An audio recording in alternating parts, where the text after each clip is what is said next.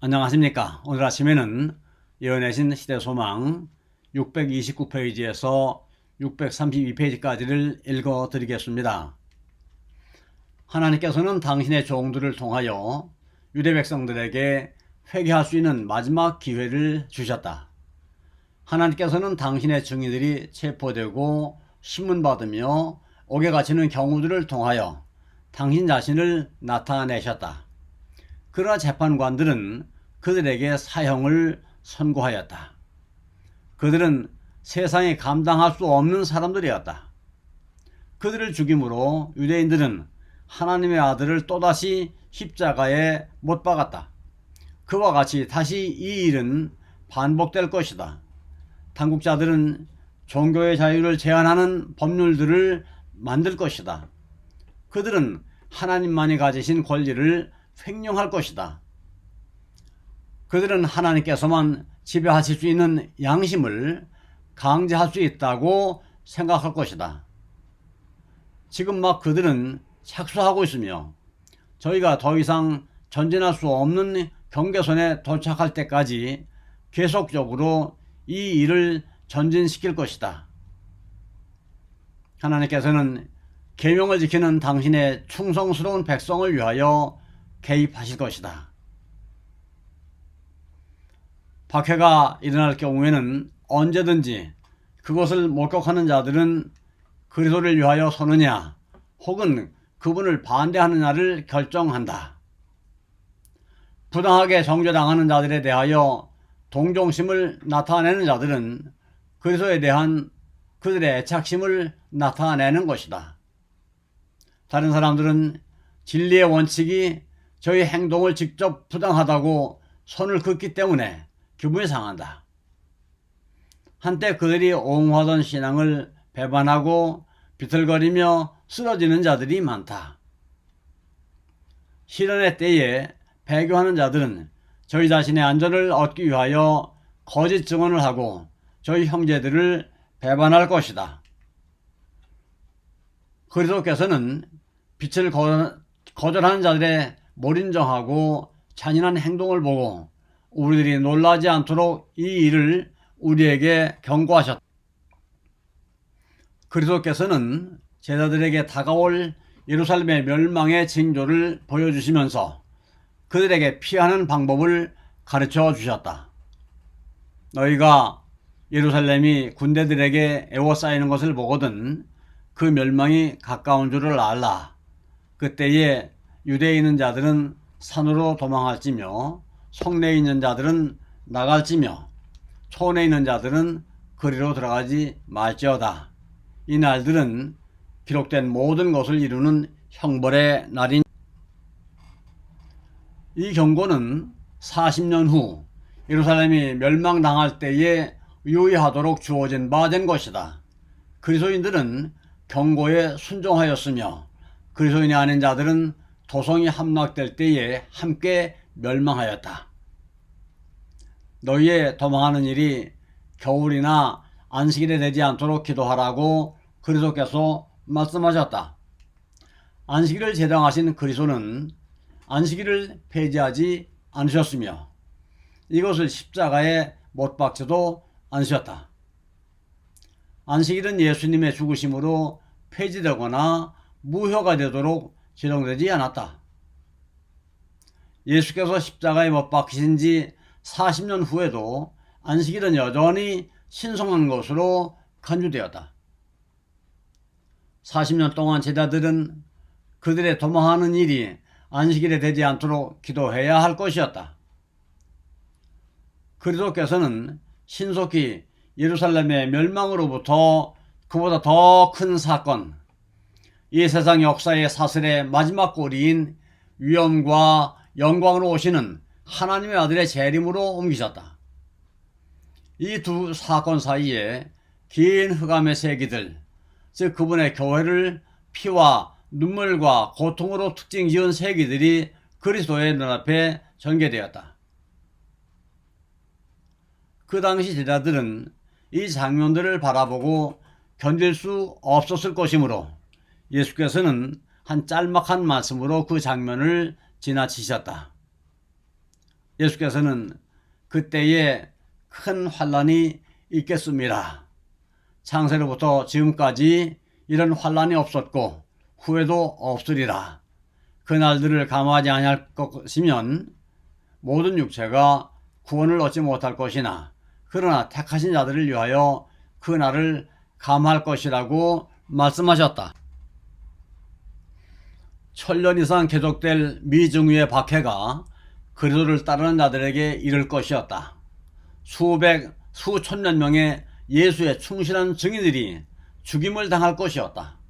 만일 당신의 백성을 보존하기 위하여 하나님의 손길이 펼쳐지지 않았더라면 모두가 멸망당했을 것이다. 그러나 택하신 자들을 위하여 그 날들을 감하시리라고 예수님은 말씀하셨다. 이제 분명한 말로서 우리 주님께서는 당신의 재림을 말씀하시며 당신의 재림 전에 세상에 임할 위험을 경고하신다. 그때의 사람이 너희에게 말하되 보라 그리스도가 여기 있다 혹 저기 있다 하여도 믿지 말라. 거짓 그리스도들과 거짓 선지자들이 일어나 큰 표적과 기사를 보이어 할 수만 있으면 택하신 자들도 미혹하게 하리라. 보라 내가 너희에게 미리 말하였노라. 그러면 사람들이 너희에게 말하되 보라 그리스도가 광야에 있다 하여도 나가지 말고 보라 골방에 있다 하여도 믿지 말라. 번개가 동편에서 나서 서편까지 번쩍임같이 인자의 임함도 그러하리라. 예루살렘의 멸망의 징조 중의 하나로 그리스도께서는 거짓 선지자가 많이 일어나 많은 사람을 미혹하게 하겠다고 말씀하셨다. 과연 거짓 선지자들이 일어나 백성들을 속이며 많은 사람들을 인도하여 광야에 나아갔다. 마술자들과 요술자들은 놀랄만한 능력을 보이며 백성들을 끌고 한적한 산으로 나아갔다. 그러나 이 예언은 또한 말세를 위하여 예언되었다. 이 징조는 재림의 징조로 주신 것이다. 지금도 거짓 그리스도들과 거짓 선지자들이 그리스도의 제자들을 유혹하려고 표적과 기사를 행하고 있다. 보라 그리스도가 광야에 있다는 부르짖음을 우리는 듣고 있지 않는가? 수많은 사람들이 그리스도를 찾으려는 희망으로 광야에 나가지 않았던가?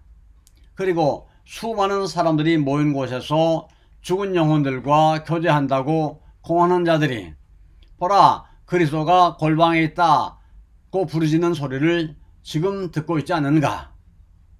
이것이 바로 강신술이 제시하는 주장이다.